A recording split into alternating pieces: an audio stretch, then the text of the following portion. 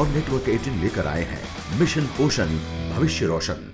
आगे बढ़ते हैं। जेडीयू के बाद सीटों को लेकर एलजेपी ने भी बीजेपी की परेशानी बढ़ा दी है। पशुपति पारस ने बड़ा बयान देते हुए कहा कि एलजेपी अपनी सीटों को, जीती हुई सीटों को लेकर कोई समझौता नहीं करेगी। वहीं जेडीयू ने एक बार फिर अपने बड़े भाई की भूमिका में बताकर दबाव बनाया है। उधर बीजेपी नेता कह रहे हैं कि सब कुछ समय पर तय हो जाएगा। आपको नहीं, जीता हुआ सीट पर तो कोई कंप्रोमाइज का सवाल ही नहीं है, कोई प्रश्न नहीं उठता है।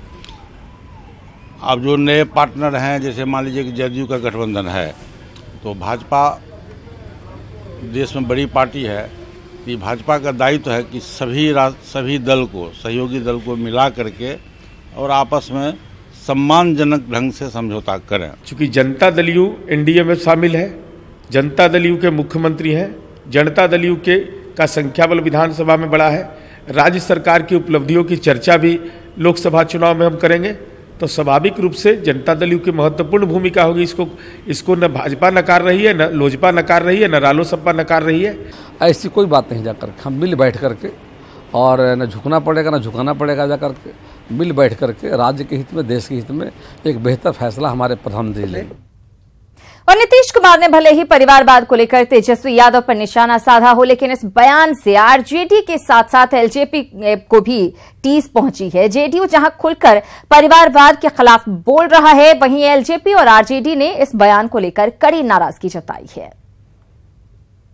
कम संख्या में युवा अपने बल पर राजनीति में आगे बढ़ रहे हैं, परिवार के बल पर बढ़ रहे हैं। इसका क्या मतलब है, इससे क्या होना? संघर्ष करके अपनी पहचान बना रहे हैं। मेरे जैसे ज़्यादातर युवा हैं। एक वो युवा हैं जो सीधे प्रकट होते हैं ऊपर से परिवार की बदौलत, और सीधे पार्टी की कमान उनके हाथ में, सारे पद उनके हाथ में, चाहे वो राहुल गांधी हो, चाहे अखिलेश यादव हो, चाहे तेजस्वी यादव हो, चाहे जयंत सिंह हो। एक फेरहिस्त है पूरे देश में।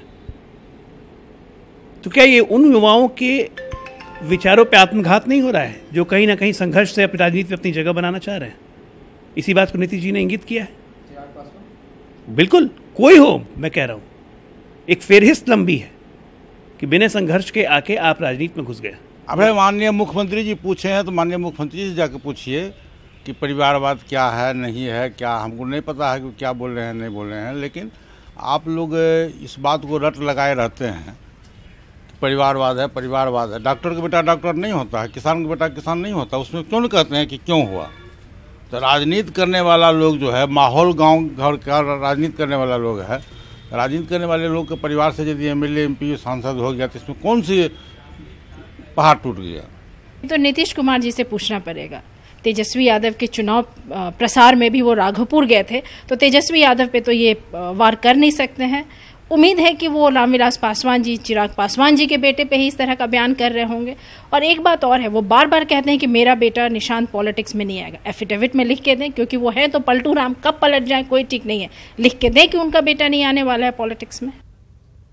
उधर मंदसौर गोलीकांड की पहली बरसी पर कांग्रेस अध्यक्ष राहुल गांधी ने किसान समृद्धि संकल्प रैली को संबोधित किया और पिछले साल मंदसौर में पुलिस गोलीकांड में मारे गए 6 किसानों को श्रद्धांजलि दी। राहुल गांधी ने मंदसौर गोलीकांड में मारे गए किसानों के परिवार वालों से भी मुलाकात की। हालांकि मृतक किसानों के परिवार वालों को रैली में बुलाने को लेकर विवाद भी हुआ।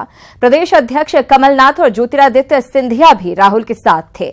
मंदसौर में रैली को संबोधित करते हुए राहुल ने किसानों को लेकर केंद्र और मध्य प्रदेश सरकार की नीतियों पर करारा हमला बोला। मंदसौर गोलीकांड किसान समृद्धि संकल्प रैली में पुलिस गोलीबारी में मारे गए किसानों के परिवार वालों को बुलाने से प्रशासन और कांग्रेस पार्टी के बीच आरोप प्रत्यारोप का दौर चलता रहा। दरअसल कांग्रेस ने आरोप लगाया कि शिवराज सरकार मंदसौर में मारे गए किसान परिवार को इस रैली में आने से रोक रही है। आपको बता दें कि मंदसौर में पिछले साल 6 जून को किसानों के प्रदर्शन पर चली पुलिस की गोली में 6 किसानों की मौत हो गई थी। मध्य प्रदेश पुलिस ने आंदोलन कर रहे निहत्थे किसानों पर गोली चलवा दी थी, जिसमें 6 किसानों की मौत हुई थी। पीड़ित परिवारों को मुआवजा तो दिया गया, लेकिन परिवार वालों का आरोप है कि आज तक उन्हें इंसाफ नहीं मिला है और न ही दोषी पुलिस अधिकारी के खिलाफ सरकार ने कोई कार्रवाई की है। वहीं मंदसौर गोलीकांड में मारे गए किसान के परिवार का आरोप है कि प्रशासन की तरफ से उन्हें रैली में जाने से रोका गया है और हमें एक ही दुख है, मुख्यमंत्री जी ने मुआवजा दिया, नौकरी भी दी, लेकिन इससे कुछ नहीं होता है। जहाँ तक अपराधियों को सजा नहीं मिले, धारा 302 का मुकदमा या हत्या का मुकदमा दर्ज न हो,